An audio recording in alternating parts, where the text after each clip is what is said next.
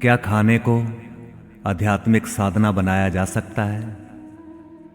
तो इसका जवाब है हां। भीतर से तो हम सब जानते ही हैं। कचरे में फेंका हुआ खाना यह साबित करता है कि पेट भरते ही इंसान अपनी औकात भूल जाता है। मनुष्य ब्रह्मांड की एकमात्र ऐसी प्रजाति है जो भोजन को भी कचरे में फेंक देती है।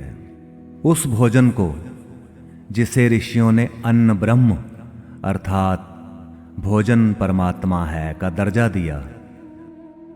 कुछ लोग उस भोजन को कूड़े करकट की तरह फेंकते समय जरा भी नहीं शर्माते, जिसके लिए ये 24 घंटे पता नहीं कौन कौन से प्रयास करते हैं।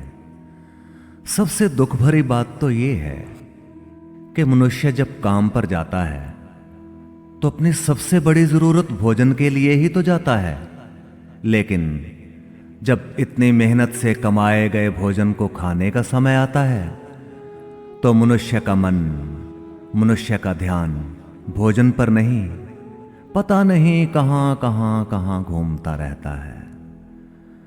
मनुष्य इस धरती का एकमात्र ऐसा प्राणी है जो भोजन का सबसे ज्यादा अपमान करता है। परमात्मा कैसा है? इस प्रश्न का उत्तर देते हुए उपनिषद का ऋषि कहता है, रसो वैसा, अर्थात परमात्मा भगवान रस रूप है। अगर कोई व्यक्ति कुछ भी खाते और पीते समय अपना सारा ध्यान उस वस्तु के स्वाद पर केंद्रित कर दे तो उसे दुनिया की किसी भी और साधना करने की जरूरत नहीं है, क्योंकि इसी रस से तुम उस परम रस ईश्वर में डुबकी लगाने लगोगे। आनंद के बारे में हम सब ने बहुत सुना है, जिसे हम आनंद कहते हैं। ऋषि ने उसे ही रस कहा है। आनंद बहुत दूर नजर आता है, लेकिन रस वो तो हमारे बहुत नजदीक है। तो क्यों ना पहले ही कदम पर यात्रा को रसमय बना लें। तो रस से ही शुरू कीजिए। अपने ध्यान को, अपने होश को, अपने बोध को समग्रता से अखंड रहते हुए खाने पीने की वस्तुओं से मिल रहे स्वाद पर लगाओ।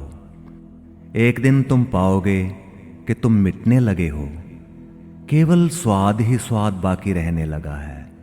उस दिन तुम ये भी अनुभव करोगे कि इससे महत्वपूर्ण साधना कोई दूसरी नहीं है, इससे आसान कोई बंदगी नहीं है और इसके ऊपर कोई इबादत नहीं है।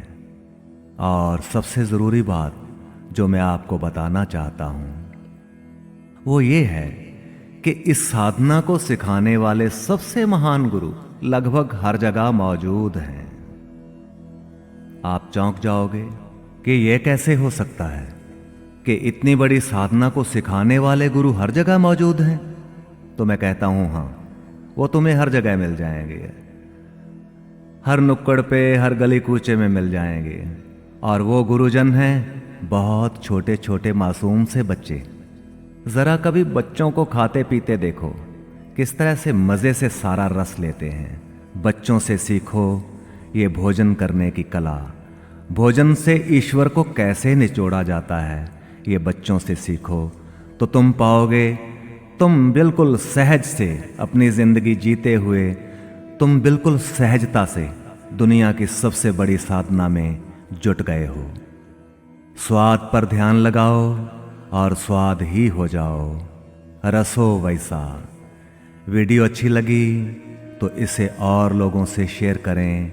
आपने मुझे समय दिया, बहुत बहुत शुक्रिया। फिर मिलते हैं एक बहुत ही अच्छी वीडियो के साथ।